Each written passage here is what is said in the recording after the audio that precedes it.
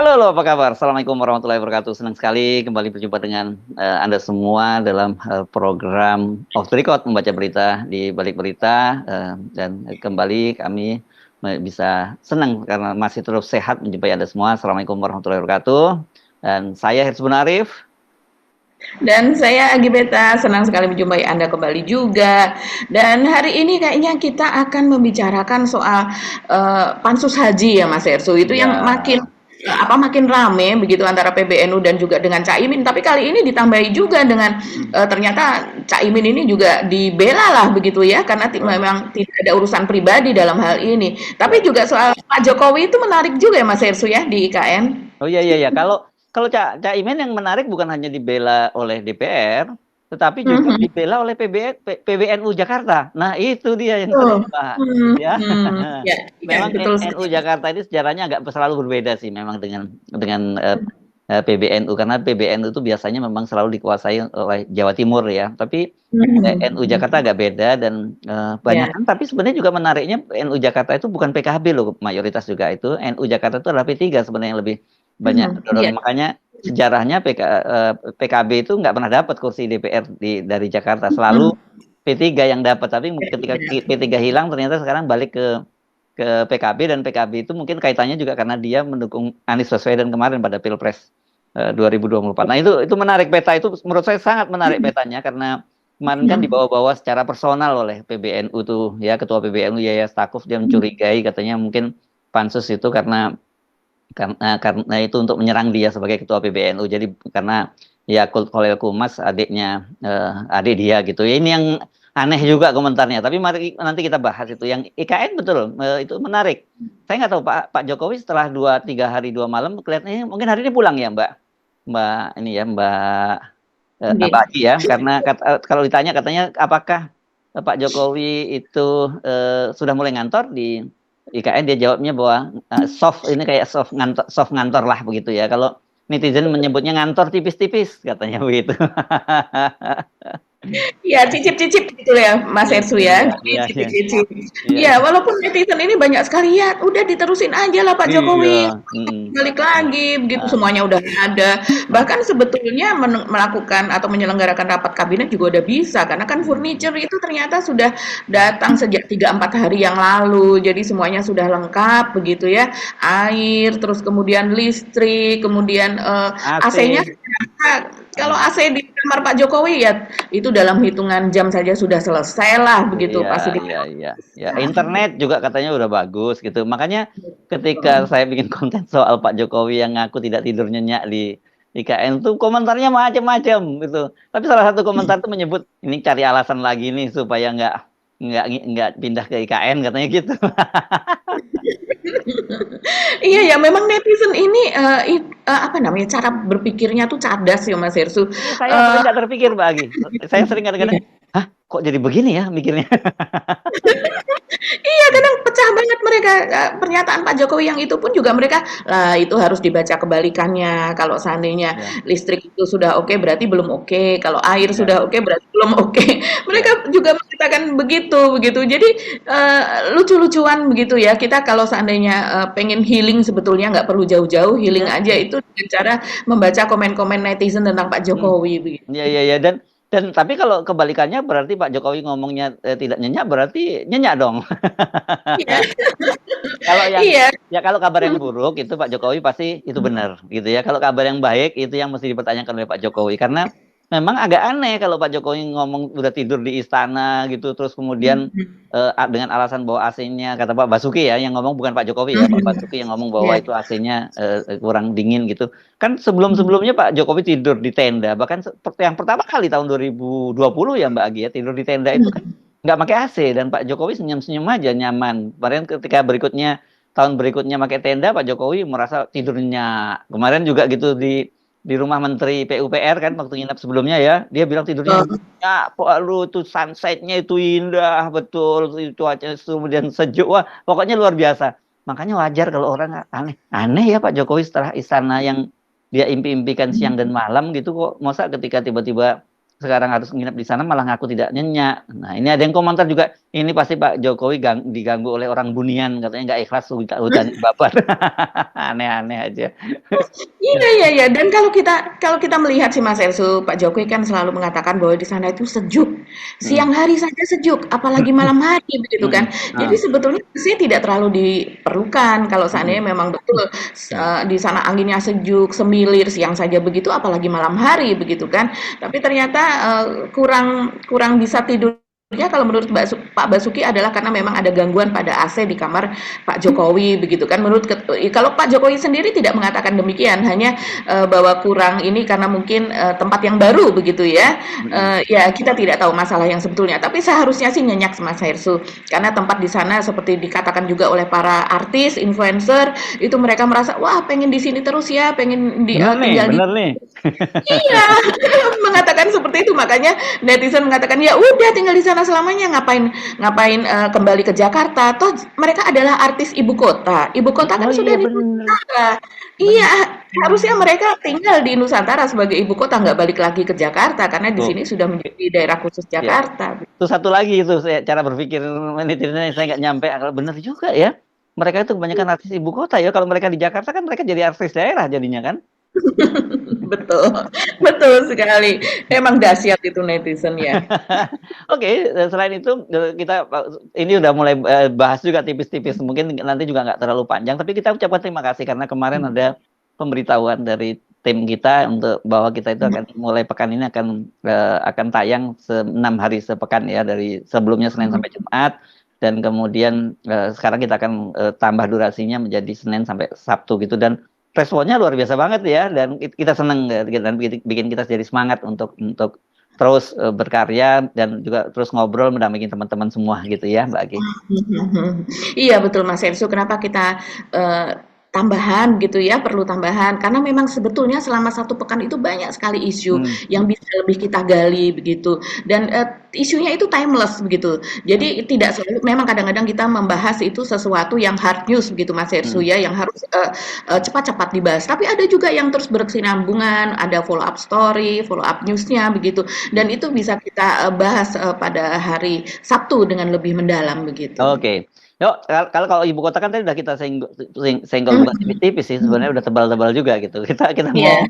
terusin atau kita mau langsung membahas soal haji nih Mbak Agi? Iya, kita bahas soal haji ya Mas Hersu ya. Yes, oke. Karena memang haji ini makin menyala gitu kalau menurut netizen, "Wah menyala Bosku," begitu kan. Jadi ini, apa namanya, tetap bekerja walaupun sekarang ini sedang masa reses begitu kan. Jadi reses ini sampai tanggal 15 Agustus ya DPR ini Mas Irsu, dan seperti kita ketahui bila terjadi masa reses maka ini para anggota dewan ini ke daerah menemui konstituen begitu kan, untuk mendengarkan apa yang menjadi keluhan mereka yang ditampung kemudian akan dibawa lagi ke Jakarta begitu. Dan Kalau yang kerja anggota bener itu. yang kerja benar, betul. Tapi ada juga anggota dewan juga yang memang konstituennya itu ada di sekitaran Jabodetabek, Jakarta. Jadi kemudian mereka akan bisa kalau seandainya ada rapat atau apa mereka bisa menghadiri. Seperti misalnya yang kemarin ini, tambahan sedikit saja. Kemarin ada audiensi dengan keluarga dari Dini yang menjadi korban dari Ronald Tanur itu Mas Esu, dan sekarang sedang Oh heboh ya, yang itu dibebas ya. ya, yang pelaku penganiayaan sampai meninggal dunia ya Mbak Betul. ya. Dan itu Sampai meninggal dan dunia, dibebaskan dan oleh hakim hakimnya ya. membebaskan. Hmm. Betul, hakimnya membebaskan. Kan itu cukup ramai itu Mas Ersu. Dan kemudian semua dari semua fraksi hadir walaupun hanya sekitar 1 jam 17 menit kalau saya lihat ya pertemuannya begitu. Tapi itu dari pengacara, dari keluarga, ayah, adik, dan juga Rike Diah Pitaloka yang melakukan pendampingan, semuanya hadir di situ dan semua fraksi ada yang mewakili. Saya lihat ada Sahroni, kemudian di situ ada Adang Dara Jatun. Jadi mereka memang yang masih konstituen di Jakarta ini masih bisa bekerja di sela-sela mereka menemui konstituen begitu. Dan itu sangat bagus sekali ya Mas Hersu. Dan begitu juga dengan Pansus Haji ini. Jadi saya lihat juga Adang Dara Jatun yang sekarang menjadi ketua MKD itu masih bekerja dengan meminta supaya Tempo memberikan keterangan kepada MKD begitu ya. Karena memang di laporan atau liputan khusus dari Tempo itu kan memang menyebutkan adanya fulus-fulus begitu ya antara orang begitu, entah entah saya tidak tahu pejabat yang mana begitu dari Kemenak yang kemudian seperti berkong kali kong begitu ya dengan anggota DPR. Ini juga kita belum tahu, tapi Tempo mendapatkan data tersebut gitu. Ada uang miliaran yang tersalurkan lah di situ dari pengalihan kuota haji yang seharusnya diberikan kepada jamaah yang reguler, tapi itu diberikan kepada jamaah khusus, yaitu dengan haji khusus yang nilainya tentu sangat jauh lebih besar begitu ya Mas Hersu. Nah, padahal ini kan kuota atau pembayaran haji atau biaya penyelenggaraan ibadah haji BP namanya BP. yang untuk ongkos naik haji atau BPIH ya Mas Hersu, itu kan ditetapkan 90 juta sekian, itu berdasarkan kesepakatan yang sudah dilakukan sebelumnya begitu antara DPR dengan pemerintah, ditambah dengan jumlah kuota haji yang seharusnya menuruti undang-undang tentang penyelenggaraan ibadah haji. Jadi tentu saja dengan ini disalurkan 8.400 untuk haji khusus yang nilainya tinggi begitu ya, seharusnya biaya naik haji atau ongkos haji itu bisa turun begitu. Nah, itu uangnya lari kemana? Itu kan yang menjadi problem besar gitu. Tapi saat ini kemudian oleh PBNU itu malah justru dibawa ke ranah pribadi begitu. Ya. Nah, itu saya kira yang paling besar selain berbagai persoalan di pelaksanaan penyelenggaraan haji ya Mbak ya. Soal tenda yang padat sekali, kemudian sanitasinya atau toiletnya buruk sampai orang antri berjam-jam, dan kendaraan yang telat, dan kemarin juga ketika kepulangan kan juga banyak yang tertunda sampai berjam-jam ya, puluhan jam gitu baru bisa diterbangkan. Itu yang paling banyak yang menjadi sorotan itu sebenarnya soal pengalihan kuota haji, karena kan berdasarkan kesepakatan antara Komisi 8 dengan Kementerian Agama itu adanya kuota 20.000 tambahan 20.000 dari Pangeran MBS Muhammad bin Salman, itu kan sebenarnya kesepakatannya hanya 1.600 yang diserahkan ke ONH Plus ya. Ini 8% gitu. Tapi kan kemarin total jadi 10.000 kan yang disalurkan ya. Jadi artinya di luar kesepakatan 1.600 itu ada tambahan lagi 8.400 gitu. Nah, orang kan kemudian jadi curiga karena apa? Karena ONH Plus ini kan biayanya sangat mahal, dan harus diingat Mbak bahwa kuota 20.000 tambahan ini kan hasil dari ketika Presiden Jokowi tahun 2023 itu bertemu dengan Pangeran Muhammad bin Salman, karena Indonesia ini kan antrian hajinya itu sudah panjang sekali ya. Sekarang ini yang terpanjang itu terlama itu di Sulawesi Selatan. Itu saya catat yang kalau di Bantaeng itu sampai 47 tahun Mbak. Yang lainnya itu ada 45 tahun, 46 tahun. Yang paling cepat itu di Sulawesi Selatan itu Kota Makassar. Paling cepatnya tapi itu buat 41 tahun Mbak, bayangkan. Coba bayangkan kalau kita katakanlah mau naik haji dan kemudian mungkin membayar sendiri gitu ya, mulai kerja katakanlah umur 25 tahun. Jadi kalau kita membayar haji pada umur 25 tahun itu kira-kira kalau di Makassar kita mungkin baru nanti umur 66 tahun kita baru berangkat haji. Kalau Anda tinggal di Bantaeng ya berarti 72 tahun. Emang masih kalau tahu hidup pun 72 tahun kan orang fisik udah nggak sehat, padahal haji ini kan sebenarnya jemaah ini yang disebut ibadah fisik itu kan haji Mbak ya. Jadi tidak cukup Anda punya duit, tidak cukup punya Anda waktu, tapi fisik juga harus tetap sehat. Jadi saya kira harusnya itu Pak Jokowi pasti juga harusnya marah gitu dengan begini, karena dia berjuang untuk mendapatkan ini, tiba-tiba kok di dalam tanda petik dijadikan bancaan kan gitu Pak. Iya betul sekali, dan saya merasa memang Pak Jokowi ini kecewa besar Mas Hersu. Karena bagaimana tidak kecewa. Jadi kuota tambahan haji yang 20.000 tersebut itu kan diperoleh dari hasil dia melobi Pangeran Muhammad bin Salman yang juga menjadi Perdana Menteri dari Kerajaan Saudi Arabia begitu. Dan Pak Jokowi itu betul-betul bangga dengan keberhasilannya itu, apalagi keberhasilan itu terjadi di tengah-tengah Pilpres yang lalu Mas Hersu, di mana kita tahu Pak Jokowi ini kan mengendorse Gibran, mengendorse Pak Prabowo begitu ya, dan Gibran ini kan menumpang dari nama Pak Jokowi, dan ketika itu Pak Jokowi begitu bangganya. Saya masih ingat ketika pada hari santri Pak Jokowi menceritakan soal itu dan itu menjadi viral begitu. Bahkan Pak Jokowi mendapatkan kuota tambahan tersebut itu pun juga menjadi viral karena ini memang kuota tambahan ini besar karena sebelumnya kuota tambahannya kan 10.000 begitu Mas Hersu. Sementara ini 2 kalinya 20.000. Dan Pak Jokowi itu menceritakan bahkan dimuat juga di akun dari Sekretariat Presiden gitu ya Mas Hersu. Ini kita kutip saja apa yang dikatakan Pak Jokowi. Jadi bahwa Pak Jokowi itu ketika itu menceritakan soal teknik bagaimana cara dia mendapatkan kuota tersebut, yaitu jangan meminta kuota di saat pertemuan resmi. Nah, kita tahu ketika itu dia ada di Saudi Arabia adalah dalam rangka KTT begitu, salah satu KTT. Dan ini dikatakan Pak Jokowi, dimintakan Pak Jokowi kepada Pangeran MBS ini ketika mereka sedang makan siang yang dihadiri oleh para menteri dari negara sahabat dan sebagainya, dan di situ dijelaskan oleh dia bahwa Pangeran MBS ini dalam keadaan tertawa-tawa gitu, senang hati begitu di tengah hajatan internasional tersebut. Nah, Pak Jokowi menceritakan Pangeran MBS itu mempertimbangkan apa yang dikatakan Pak Jokowi setelah Pak Jokowi ini mengatakan bahwa di Indonesia itu antriannya sampai 47 tahun seperti dikatakan Mas Hersu, tepatnya seperti ini.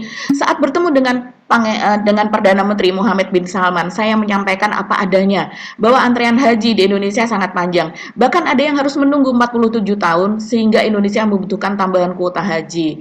Itu dalam keterangan di akun Sekretariat Presiden. Dan alhamdulillah ditanggapi sangat positif dan kurang dari 12 jam, komitmen tambahan kuota haji langsung diberikan, paling tidak 20.000 untuk tahun depan tambahannya diberikan untuk Indonesia. Jadi ini sangat jelas di sini bahwa Pak Jokowi meminta kuota tambahan itu untuk orang-orang yang sudah menunggu sangat lama. Siapa mereka? Mereka adalah haji reguler begitu.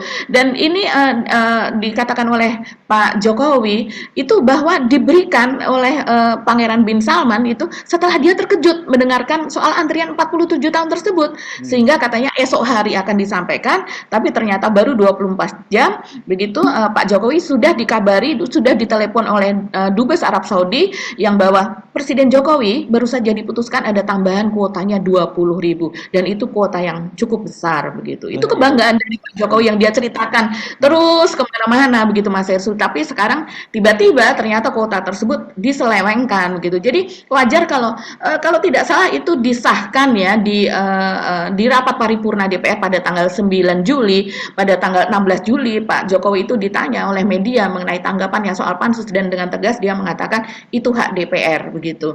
Nah di sini kita sudah bisa menangkap wah Pak Jokowi sepertinya biasanya ada seperti ini kan ada cawe-cawe atau tidak cawe-cawe begitu. Tapi kemudian pada tanggal 19 Juli itu Yakut Menteri Agama Yakut itu dipanggil oleh Pak Jokowi ke istana dan ketika selesai dia dicegat oleh media, dia bungkam tidak bersedia untuk menjawab apapun. Ketika itu ditanya apakah ada kaitannya dengan pansus haji begitu. Di sini kita bisa melihat juga bahwa Pak Jokowi ya mudah-mudahan tidak salah bahwa Pak Jokowi tidak cawe-cawe pada masalah ini sehingga kemudian pansus itu terus bergulir dan kita tahu bahwa pansus ini disetujui oleh semua fraksi Mas Hersu.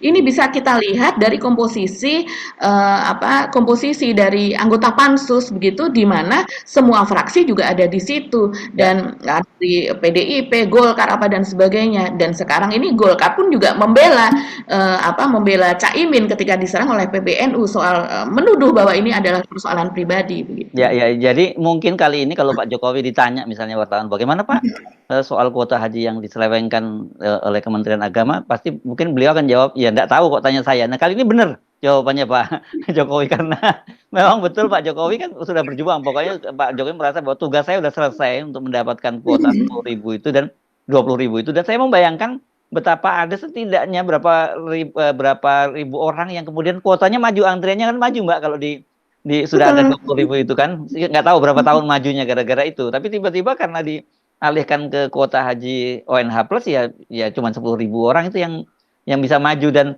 ya wajar kalau kemudian orang bertanya-tanya, kenapa? Karena kan ONH Plus ini kan mahal sekali, ya Mbak Agi ya, tiketnya itu kan mahal sekali, dan itu bisnis lah, pasti diakui itu bisnis. Dan kalau kemudian kita lihat aja, kan pemberiannya tahun 2023 dan digunakan untuk 2024, kan berarti cuma mereka antri paling lama setahun. Ini udah kayak haji furoda itu. Jadi pasti kalau katakan walaupun bukan haji furoda, tapi dia pasti tarifnya bisa mendekati haji furoda gitu loh. Betul. Iya, tarifnya ini saya rasa ya di atas 200 juta Mas Hersu. Dan ini haji reguler yang menunggu selama puluhan tahun yang dikatakan Pak Jokowi itu jumlahnya tidak main-main. Ada 5,2 juta jamaah reguler ini yang menunggu, yang diserobot begitu saja begitu. Padahal lumayan kalau seandainya diberikan itu 10 apa namanya dua puluh 18.400 ribu lah. Ya, 18.400 lah. 18.400 lah Mas Hersu ya. Berarti 8.400 yang kemudian dialihkan itu kan lumayan untuk apa memangkas antrian. 1.600. 1.600 saja yang dialihkan. Sepakatannya kan gitu Mbak Agi.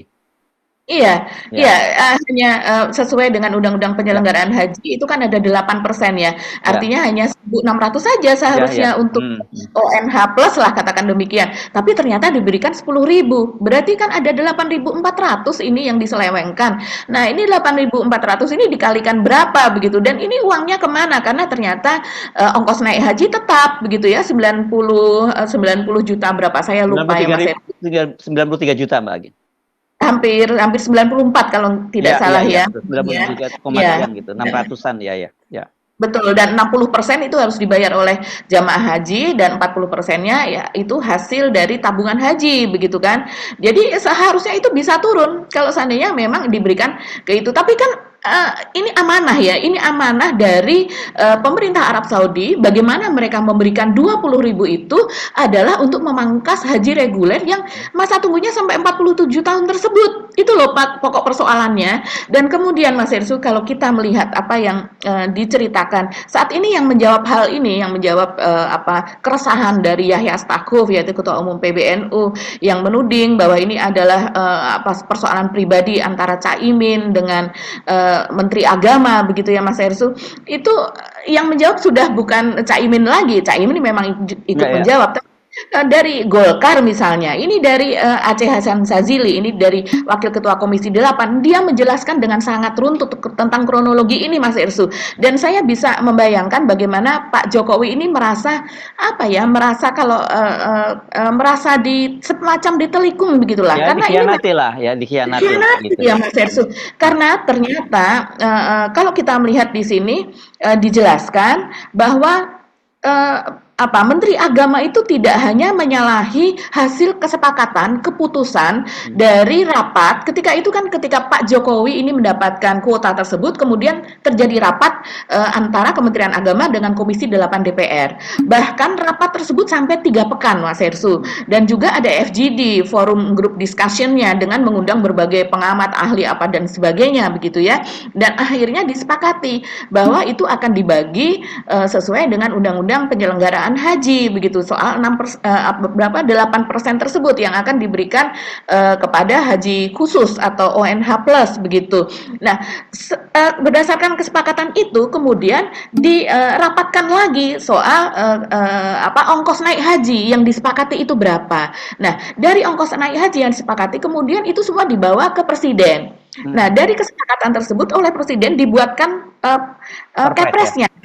Ya, Kepres, dibuatkan Kepresnya begitu. Jadi menurut Aceh, kebijakan pengalihan kuota haji menyalahi 2 hal. Jadi ini apa yang dilakukan oleh Kemenak atau oleh Menak yaitu oleh Yakut menyalahi 2 hal, yaitu hasil rapat DPR dengan Menteri Agama dan juga menyalahi Kepres tentang BPIH, biaya penyelenggara ibadah haji yang menggunakan asumsi jumlah jemaah haji berdasarkan Undang-Undang Nomor 8 Tahun 2019 tentang penyelenggaraan haji. Jadi memang betul tidak hanya ini mengkhianati hasil rapat dengan DPR, tapi juga mengkhianati Kepres yang dikeluarkan ditandatangani oleh Pak Jokowi. Lah ini dahsyat sekali ini memang apa yang dilakukan oleh Yakut ini Mas Hersu. Iya, ya, makanya itu agak saya juga terkejut ketika dalam jumpa pers setelah sidang pleno 2 hari yang lalu kan Pak Yahya Stakuf itu menyatakan bahwa kan ini pansus haji ini dia kelihatannya ditarik jadi persoalan antara ya antara Muhaimin Iskandar dengan PBNU Mbak Bu, dan karena Yakut itu adalah adik saya katanya gitu, makanya kemudian dibentuk pansus haji. Coba kita dengar dulu ya pernyataan lengkapnya dari Yahya Stakuf. Nah, kemudian soal pansus ya, pansus haji ya, pansus haji. Nah itu ini yang kemudian menimbulkan pertanyaan kepada kita. Pansus haji kemudian nyerang NU, jangan-jangan ini masalah pribadi ini, jangan-jangan gitu loh. Jangan-jangan gara-gara menterinya adik saya misalnya gitu, itu kan masalah ini. Itu jangan-jangan karena dia sebetulnya yang diincar PBNU, ketua umumnya kebetulan saya, menterinya adik saya, lalu diincar karena masalah-masalah alasan pribadi begini. Nanti kita lihat aja bagaimana kelanjutannya ya. Sejauh ini sih ya kita juga bengong juga. Ada apa sih kok tiba-tiba pansus gitu, kita masih belum. Hah?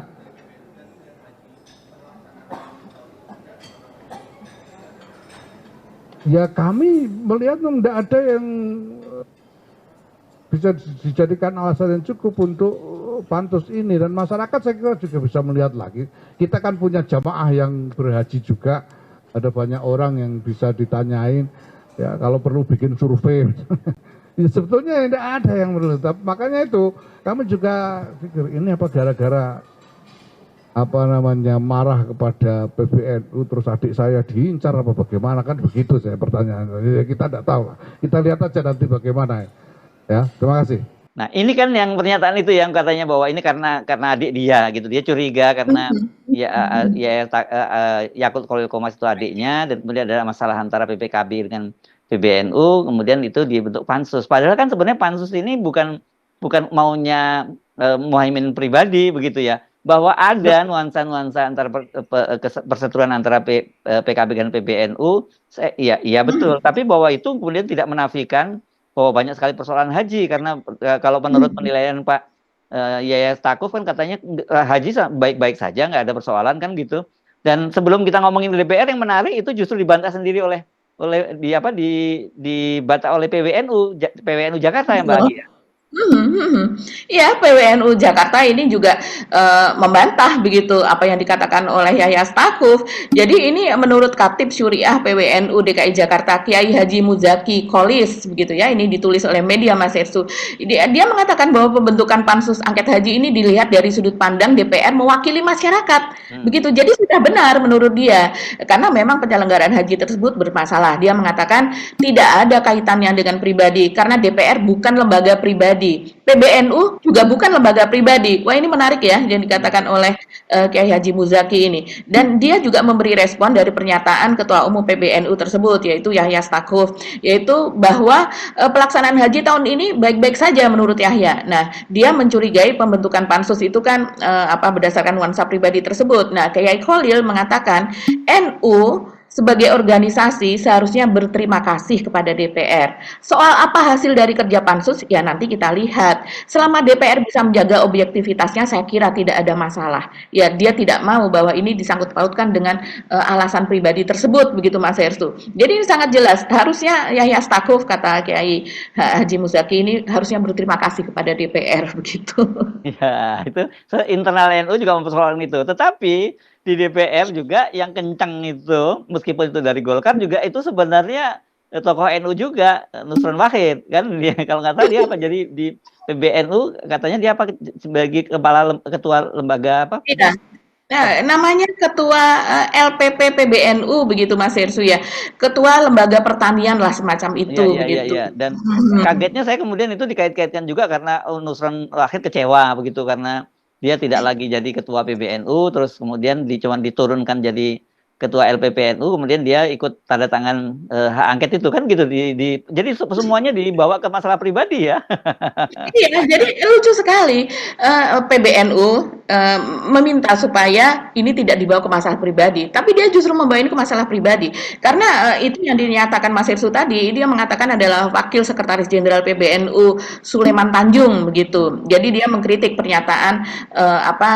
pernyataannya dari Nusron Wahid. Dia mengatakan, Pak Nusron ini kan masih tercatat sebagai Ketua LPP, Lembaga Pengembangan Pertanian PBNU. Sangat tidak elok lah mengungkapkan pernyataan demikian, kata dia. Bahkan dia juga mengatakan bahwa tadinya Nusron Wahid ini adalah sebagai wakil ketua umum PBNU begitu. Mungkin jabatan itu cukup tinggi begitu Mas Hersu, dan kemudian ini LPP pengembangan pertanian mungkin semacam kalau di dalam struktur ada di bawahnya begitu ya, menurut dia. Harian lah ya gitu ya. bukan eksekutif harian begitu ya. Jadi dianggap sebagai dia mempertanyakan pernyataan Nusron itu dan menduga bahwa koreksi Nusron terhadap Gus Yahya tersebut menurut dia berkaitan dengan jabatan, di mana Nusron yang sebelumnya menjabat wakil ketua PBNU sekarang dirotasi sebagai ketua LPP PBNU. Wah, ini saya rasa dugaan yang buruk ya Mas Erso, apalagi dalam keadaan seperti ini. Dan tapi kalau saya lihat apa yang dikatakan Nusron itu memang apa ya, penandatanganan itu kan dilakukan oleh 35 anggota DPR dan 35 anggota DPR itu dari berbagai fraksi begitu. Dan kemudian pansusnya sendiri diisi oleh semua fraksi begitu Mas Erso. Nah, memang apa yang dikatakan Nusron ini cukup tajam gitu ya, menjawab dari apa yang dikatakan oleh Yahya Stakuf, Ketua Umum PBNU. Dia mengatakan, "Saya mohon maaf kepada Ketua Umum PBNU Gus Yahya Stakuf, di DPR tidak mengenal masalah pribadi," dia mengatakan itu. "Jadi akan tetap dipansus. Sekali lagi bukan sentimen pribadi, karena kebetulan menterinya adik Ketua Umum PBNU," dia mengatakan demikian. Nah, dia juga menganjurkan PBNU fokus urus umat dan pesantren. Soal pansus, hak angket sudah ada mekanisme dan aturannya di DPR, kata Nusron. Salah Nusron, salah dia. Sekarang sibuk tak ngurus Gimana? pansus juga. Oke. Banyak urusannya ternyata ya. Oke. Selain baru-baru ini juga ngurus soal kadernya yang pergi ke Israel itu ya. Wah, ini memang carut marut. Dan mau ambil alih PKB. Iya, tim 5 yang mengambil alih PKB. Oke, balik ke Nusron lagi, Mbak. Ya, Nusron ini mengatakan juga, ini urusan DPR dengan Menteri Agama Yakut Khalil Qomas. Tidak ada kaitannya dengan yang lain, termasuk PBNU yang bukan bagian dari pemerintahan. Tajam ya. Jadi kalau memang haji tidak dianggap masalah dan baik-baik saja, tentu tidak akan ada pansus haji. Ini proses biasa, proses dialektika data dan fakta antara DPR dan Menteri Agama.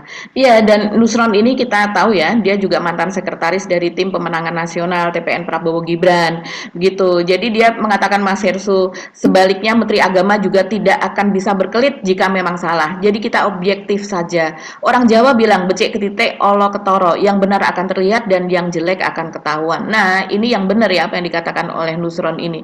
Jadi sebaiknya ya biarkan saja proses itu bekerja begitu, karena itu memang tugas dari DPR.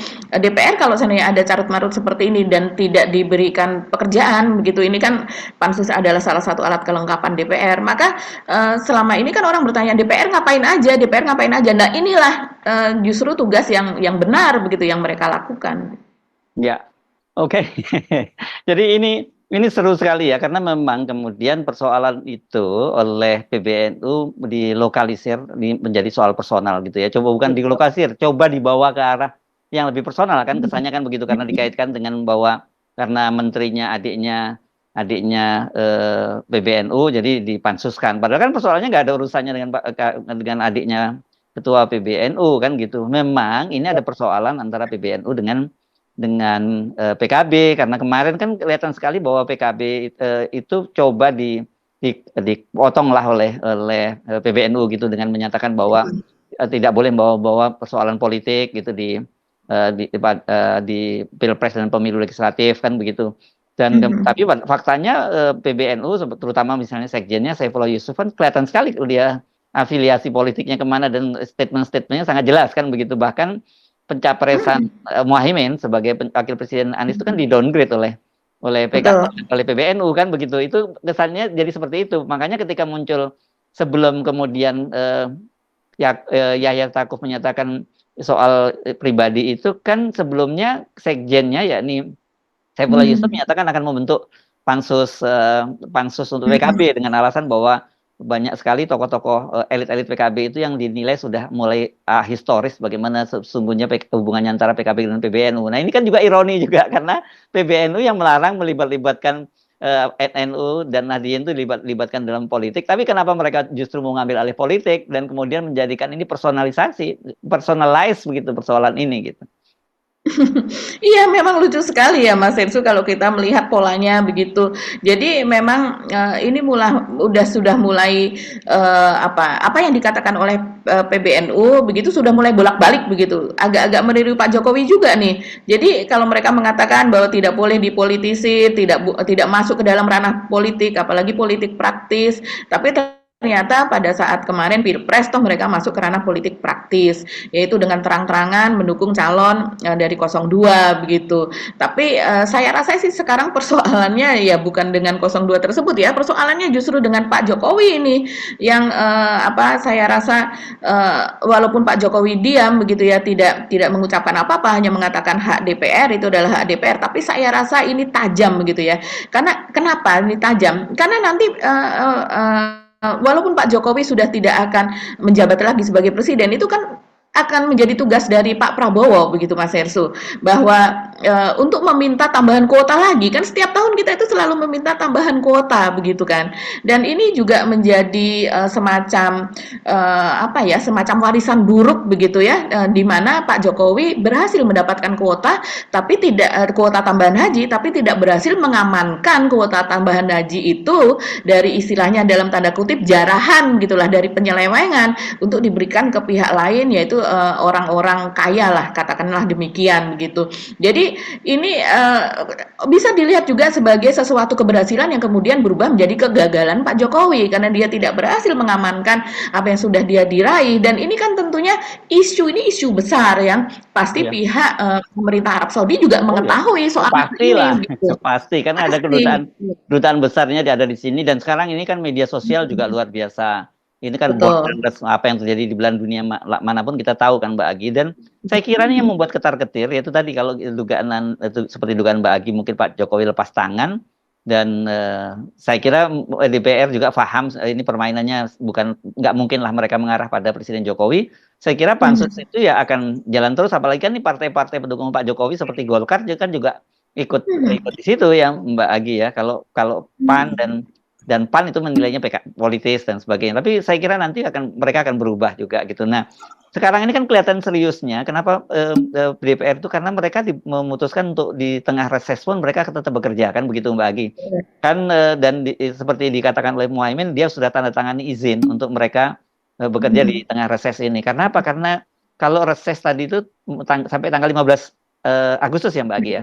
Ya itu waktunya bisa habis Mbak, karena masa jabatannya di DPR ini kan habis sampai bulan Oktober. Saya tidak tahu apakah sama dengan Presiden tanggal 20 Oktober juga. Karena pansus itu hanya diberi waktu bekerja 60 hari Mbak Agi. Jadi kalau katakanlah mereka baru mulai bekerja 15 Agustus, itu kan berarti tanggal 15 September mereka baru bisa menghasilkan keputusan itu, dan apakah itu kan itu sudah di ujung-ujung masa jabatan dari anggota DPR, ya itu bisa nggak berlaku lagi kalau kemudian ini ditunggu sampai reses, dan itu masa persidangan berikutnya ya udah bisa ganti anggota DPR-nya. Sekarang juga pansusnya juga bisa sudah kan banyak di antara mereka juga tidak terpilih lagi menjadi anggota DPR, dan kalau toh masih terpilih lagi kan nggak valid juga kalau kinerja dari DPR yang sekarang kemudian dilanjutkan lagi oleh DPR berikutnya kan gitu Mbak Agi. Ini yang saya kira memang bekerja dengan waktu Mbak, baik pansus dari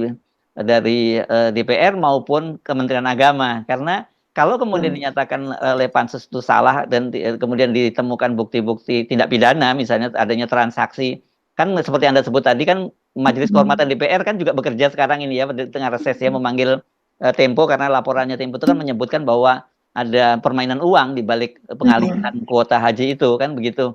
Dan tetapi kemudian kan MKD itu mencari data dan memanggil Tempo, tapi Tempo kemudian memutuskan menolak karena itu dengan alasan itu adalah ada hak tolak dari DPR, dari wartawan itu untuk menolak menyebutkan siapa narasumbernya, dan kemudian mereka justru malah minta semacam fatwa dari Dewan Pers untuk datang atau tidak. Sampai sekarang Tempo menyatakan tidak akan datang.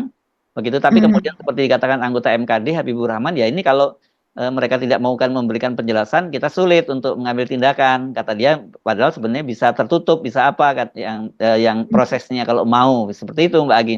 Ini pelajaran menarik juga bagi publik, bagi pejabat publik juga, ketika ada kasus-kasus berurusan dengan narasumber di media, nggak bisa langsung melaporkan ke polisi atau memanggil.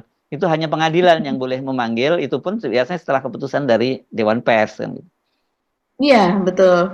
Jadi sampai sejauh ini masih menunggu fatwa dari Dewan Ya, Pers gitu ya, sebagai bahan pertimbangannya. ya, Dan soal reses itu tadi, memang kan reses dimulai pada tanggal 12 Juli kemarin dan kemudian akan berakhir pada tanggal 15 Agustus. Tapi di tengah-tengah reses ini atas persetujuan dari pimpinan DPR tentu dibolehkan. Seperti yang itu tadi, pertemuan antara Komisi 3 DPR, kemudian audiensi dengan korban dari Ronald Tanur, ya, yaitu ya, ya. Dini yang dibebaskan Ronald Tanurnya oleh hakim di Pengadilan Surabaya.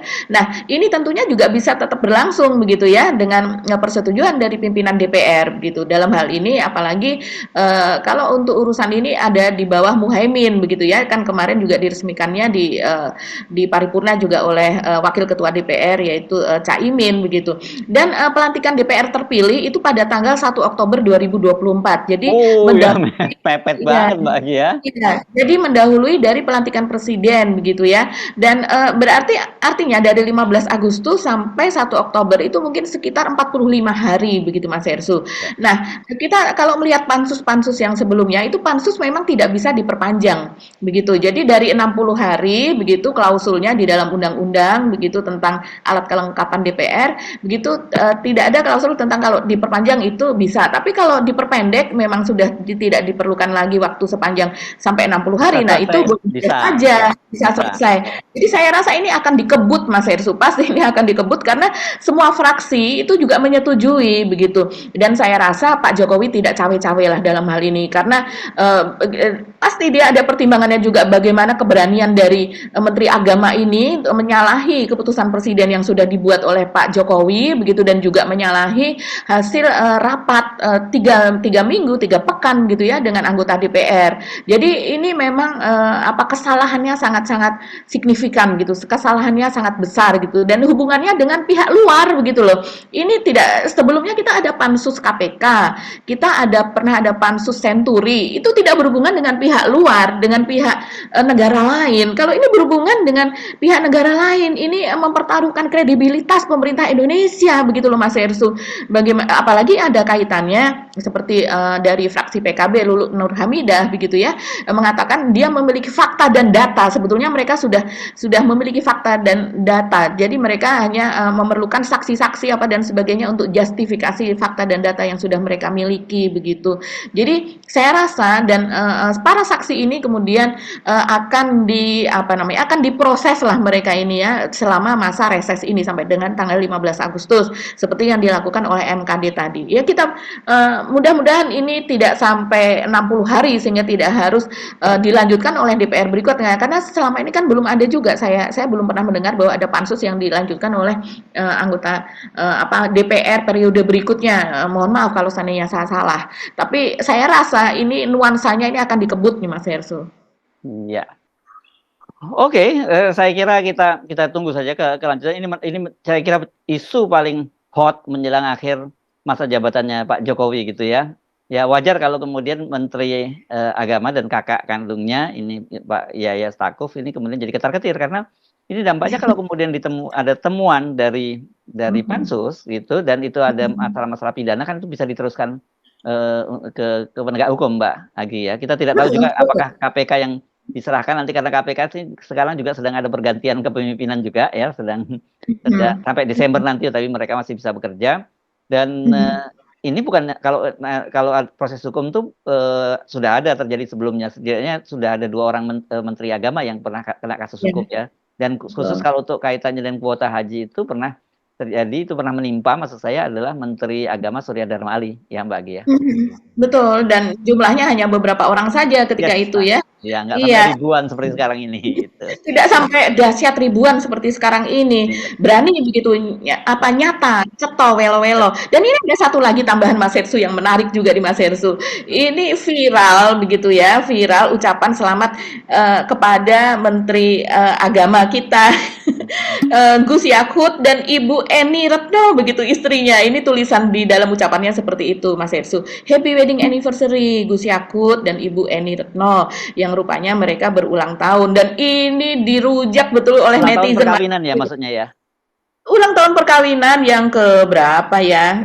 Ya yang kesekian lah. Itu Itu diunggah di mana, Mbak? Diunggah di akun Kemenak atau akun Kemenak daerah-daerah juga melakukan hal yang sama atau gimana itu? itu di akun pusat gitu ya, di jajaran Kemenak seperti misalnya oleh Ditjen Pendidikan Islam Kementerian Agama RI. Begitu juga di daerah pun juga ada Mas Hersu, tapi memang sekarang sudah dihapus gitu ya, sudah di take down. Selain itu juga misalnya oleh Diktis Kemendagri. Diktis itu singkatan dari apa ya? Ini jajaran juga Mas Hersu dari Kemenak. Ini Direktur Pendidikan Tinggi Keagamaan Islam. Oh, rupanya itu singkatannya. Di situ ditulis Ahmad Zainul Hamdi sebagai direkturnya. Begitu di situ juga tulisannya Happy Wedding Anniversary 29. Jadi rupanya kemarin ya 29 Juli 2024 Gus Yakut dan Ibu Reni Retno. Semoga keindahan masa pacaran tetap abadi dengan gambar mereka Nah, ini gitu ini kan. baru urusan pribadi masuk ke wilayah kedinasan, yang ini baru masuk yang benar Iya, gitu ya, Mbak. itu aduh luar biasa ucapan-ucapan yang apa ya ada nuansa menjilatnya lah dalam hal ini begitu. Ya, ya, ya, Eh, ya. dan kemudian ini netizen ini menelusuri Mas Hersu. Jadi ya udah dihapus lagi yang akun pendis. Ada yang mengatakan seperti itu. Tapi ada yang menemukan Mas Hersu, oh rupanya ulang tahun yang ke-21 tahun ini wedding anniversary-nya. Itu rupanya ada di akun pendidikan underscore madrasah. Dan juga ada satu lagi di akun Kemenak Kota Padang. Itu yang masih belum dihapus tadi. Mungkin sekarang sudah dihapus, saya tidak tahu nih. Tapi yang jelas Dari ini screenshot tapi ya, Mbak ya. sudah di screenshot, ini sudah tersebar di mana-mana. Sebetulnya masih banyak lagi Mas Hersu.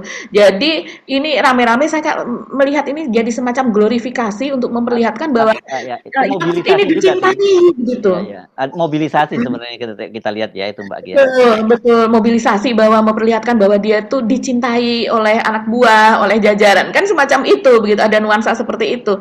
Karena sekarang dia sedang on target begitu ya Mas Hersu, sedang Nah, ditarget. Nah, ini apa yang dikatakan oleh dikatakan oleh netizen. Mas Hersu ini kan seneng nih kalau saya bacain apa komentar. iya. Ini ada yang mengusulkan gini. Nah, gini ini patut dipansus katanya begitu. Jadi soal ucapan-ucapan yang tidak proper itu tadi di wilayah pribadi dibawa ke wilayah ini kan ini adminnya ini juga digaji loh Mas Hersu. Digaji ini karena Oleh duit admin negara ya official maksudnya ya. gaji negara begitu. Kemudian ada yang bilang kementerian kocak malu banget lihatnya sambil menangis. Melayani masyarakat no begitu ya, menjilat bos iya. Ada juga mengatakan kalau ulang tahun menteri sudah biasa. Kalau ini ulang tahun perkawinan mungkin mau terlihat berbeda dibanding yang lain begitu. Ngepostnya di akun official. Aduh ini kasar ya, saya tidak perlu bacakan. Ini mungkin miriplah kejadian Kementan SGL. Mungkin awalnya pejabat-pejabat eselon yang ngejilat-jilat dengan ngasih ini itu ke keluarga. Akhirnya keluarga yang keterusan minta ini itu. Ya, ini mungkin juga yang seperti ini.